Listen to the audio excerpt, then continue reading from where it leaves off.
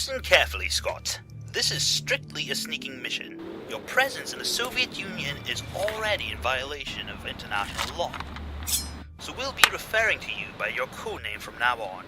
Your codename is Unlikely Snake, but we'll just refer to you as Snake. Why is it Unlikely Snake? Nobody thinks you can pull this off. Well, that's reassuring. Hey, I have a £50 bet which says otherwise. Odds are 1 in a million. Make me proud. Beginning virtuous mission. Now.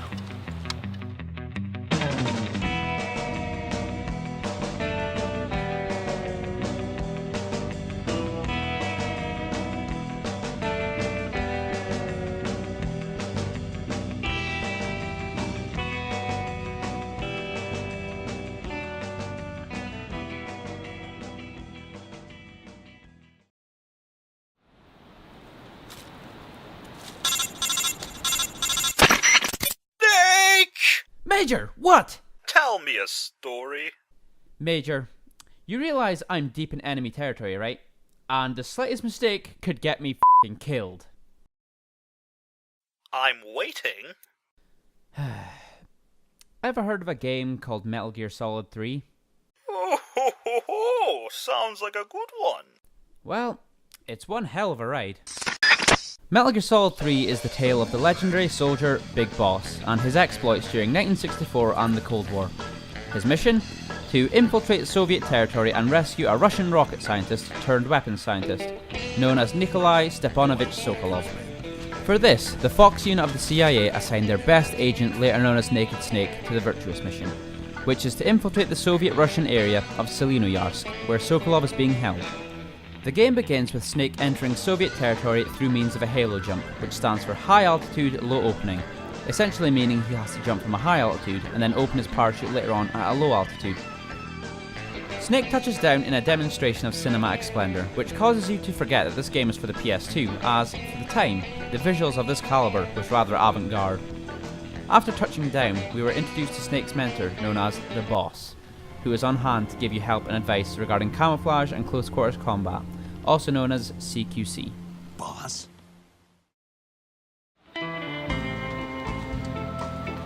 Speak. Speak what? Speak, motherfucker! The Gators, they're ferocious. What Gators? What?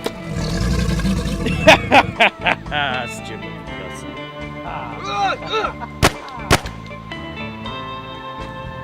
Take him out and make it snappy. Now then, back to the story. So Snake proceeded onwards and you get to dig your teeth into some proper gameplay. In Metal Gear Solid 3, they made drastic changes to the typical MGS formula, being that this time around there's no salt on radar and no triangle field of vision. You have to put extra effort into staying hidden through means of camouflage, uniforms and face paints, which, when used properly, increases your camo index and overall improves your likelihood of not being caught. Remembering to use your camouflage effectively is imperative here. If you want to play the game stealthily, that is, which is the more fun option if you ask me, although I'm still pretty terrible, as I seem to get caught all the damn time. Huh? Who's that?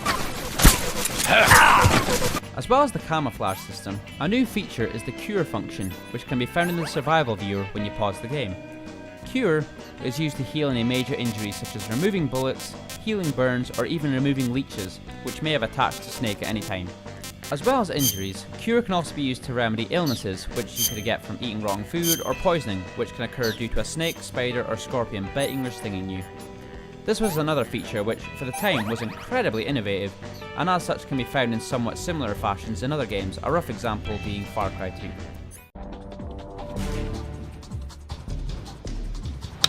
What was that noise? Who are you? Oh! Oh! Oh!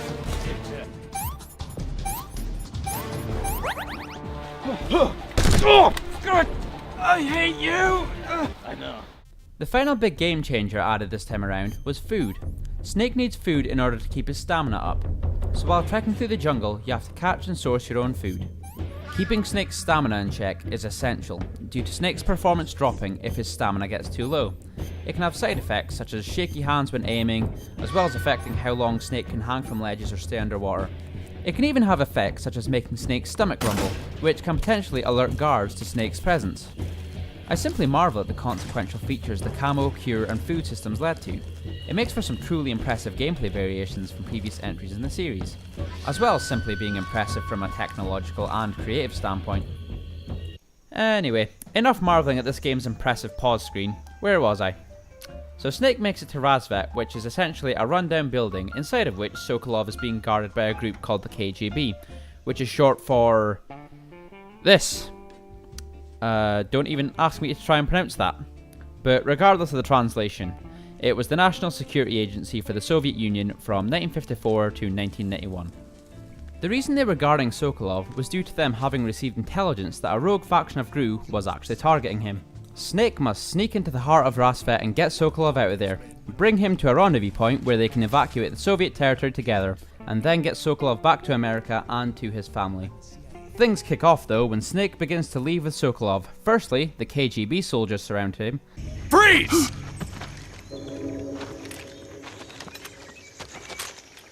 And then comes along Ocelot. Those familiar with MGS 1 and 2 will know who Ocelot is.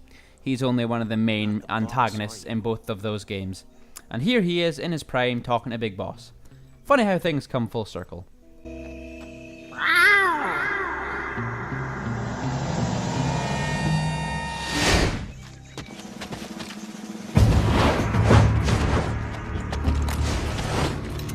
GRU operatives! And what happens next? Well, Snake manages to take down the entire Ocelot unit single-handedly without killing anybody. Ocelot becomes very sick of his judo. So we run along and catch up to Sokolov, who is being his usual cowardly self, having run away from the epic fight scene.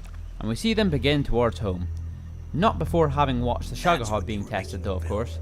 As they cross a scary rope bridge, only to be confronted by the boss, and the Cobra unit, and Volgan.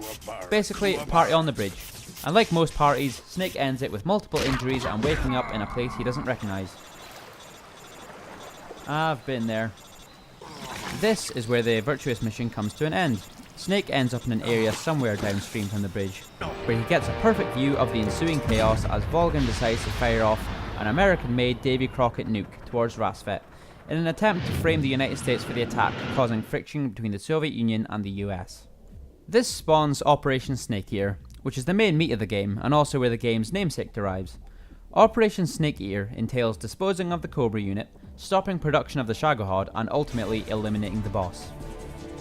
Now, I really don't want to sit here and go through the entire plot for a number of reasons. One, it's a Hideo Kojima game.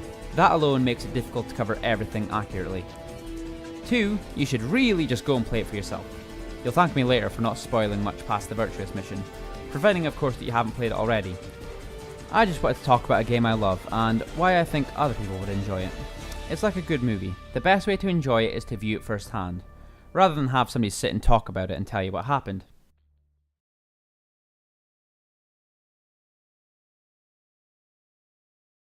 Snake, Major? What is it? I'm pregnant. And it's yours.